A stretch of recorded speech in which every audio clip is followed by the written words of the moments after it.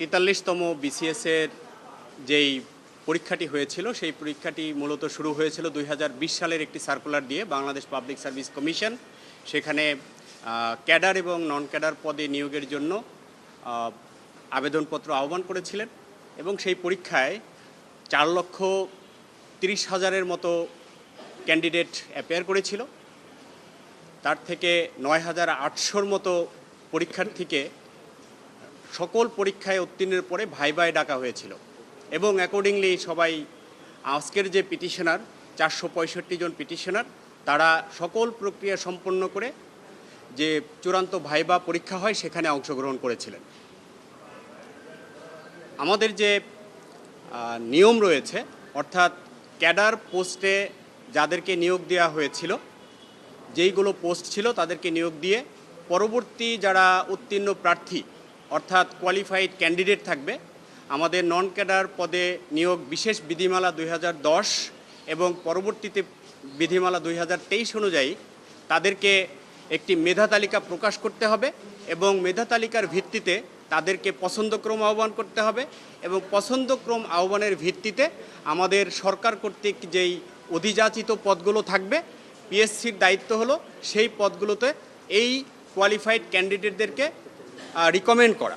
কিন্তু এই এন্টায়ার প্রসেসটি অর্থাৎ আইনের যেই প্রসেস সম্পূর্ণভাবে ব্যত্যয় ঘটিয়ে পাবলিক সার্ভিস কমিশন 43তম বিসিএসের যে নন ক্যাডার প্রার্থী ছিল এবং নন ক্যাডারে যাদেরকে নিয়োগ দেওয়া হয়েছিল পুরো বিষয়টি আজকে আদালতের সামনে সুস্পষ্টভাবে প্রমাণিত হয়েছে যে এই 43তম বিসিএসে নন ক্যাডার প্রার্থীদের যেই নিয়োগ প্রক্রিয়া তাদের এই নিয়োগ প্রক্রিয়াটা অস্বচ্ছ ছিল এবং আদালত স্পষ্টভাবে মন্তব্য করেছেন তারা প্রচলিত আইনকে ডেভিয়েট করে ব্যত্যয় ঘটিয়ে এই 43তম বিসিএস নন ক্যাডার যে নিয়োগ প্রক্রিয়া সেটি করেছেন।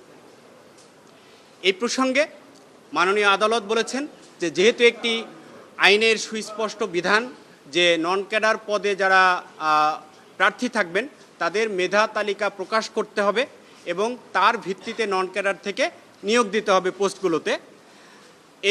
এটি যেহেতু ব্যত্যয় ঘটেছে অর্থাৎ আইন অনুযায়ী তারা তাদের কার্যক্রম করেনি অস্বচ্ছভাবে হয়েছে সেহেতু এই 43তম নন ক্যাডার ক্যান্ডিডেটদের যেই তালিকা অর্থাৎ উত্তীর্ণ প্রার্থীদের তালিকা ফল আগামী 60 দিনের মধ্যে প্রকাশ করে এগুলো যে নিয়োগ প্রক্রিয়া সেগুলো পুনরায় সম্পন্ন করার নির্দেশ দিয়েছেন আদালত। এখানে একটি বিষয় খুবই গুরুত্বপূর্ণ সেটি হলো আমরা দেখিয়েছি যে বাংলাদেশের সবচেয়ে নির্ভরযোগ্য সরকারি নিয়োগ প্রক্রিয়া সম্পন্ন করেন বাংলাদেশ পাবলিক সার্ভিস কমিশন। আমাদের সারা দেশের লক্ষ লক্ষ ক্যান্ডিডেট মেধাবী শিক্ষার্থী যারা থাকেন তারা বাংলাদেশ পাবলিক সার্ভিস কমিশনকে ট্রাস্ট করে ফেইথ করে এবং তারা এই নিয়োগ প্রক্রিয়ায় অংশগ্রহণ করে। কিন্তু একটি সরকারিভাবে এবং সাংবিধানিকভাবে প্রতিষ্ঠিত একটি প্রতিষ্ঠান যদি এইভাবে অস্বচ্ছভাবে অন্যায়ভাবে এই নিয়োগ প্রক্রিয়া সম্পন্ন করে তাহলে আমাদের দেশের মেধার বৃদ্ধি হবে না, মেধা বিকাশ হবে না, মেধাবীরা আমাদের সরকারি চাকুরিতে আর আবেদনই করবে না। এই বিষয়টি আমরা আদালতে তুলে ধরেছি এবং এটি আজকের মাননীয় আদালতের রায়ে সুস্পষ্টভাবে এসেছে যে এটি মেধার ভিত্তিতে হয়নি। পল্লব ভাই, যে নিয়োগগুলো ইতিমধ্যে হয়ে গেছে সম্পন্ন হয়েছে ওই নিয়োগগুলো নিয়ে কোনো 642 জনকে এখানে রিকমেন্ড করা হয়েছিল।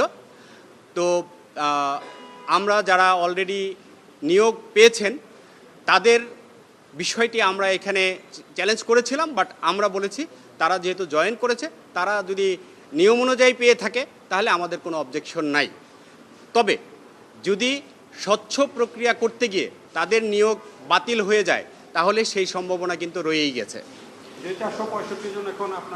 এবং আমাদের যে 465 জন আজকের এই রিটের আবেদনকারী তাদের বিষয়ে আদালত বলেছেন যে তারা যদি এই অধিযাচিত পদের জন্য যেই বিধিবিধান রয়েছে সেই বিধিবিধান অনুযায়ী এবং পরীক্ষায় যদি তারা এলিজিবল হয় অর্থাৎ তারা কোয়ালিফাইড হয় তাদের বিষয়টি এই নিয়োগ প্রক্রিয়ার ক্ষেত্রে পিএসসি কনসিডার করবে অর্থাৎ বিবেচনায় নেবেন। 465 জনের বর্তমানে স্ট্যাটাস কি? এরা সবাই চাকরি প্রার্থী, এরাই আবেদনকারী। অর্থাৎ এদের চাকরির বয়স চলে গিয়েছে। যারা নিয়োগ পেয়েছে তাদের বিষয় নিয়ে কোর্ট কিছু বলেন? তাদের বিষয়ে আমরা কিছু বলিনি, বাট অন্য যেই পোস্টগুলো আছে এখানে প্রায় 12,000 পোস্ট আছে। সেই 12,000 পোস্টের মধ্যে আমাদের এখানে 465 জন হলো ক্যান্ডিডেট পিটিশনার, তাদের বিষয়টি কনসিডার করার জন্য আদালত নির্দেশ দিয়েছেন।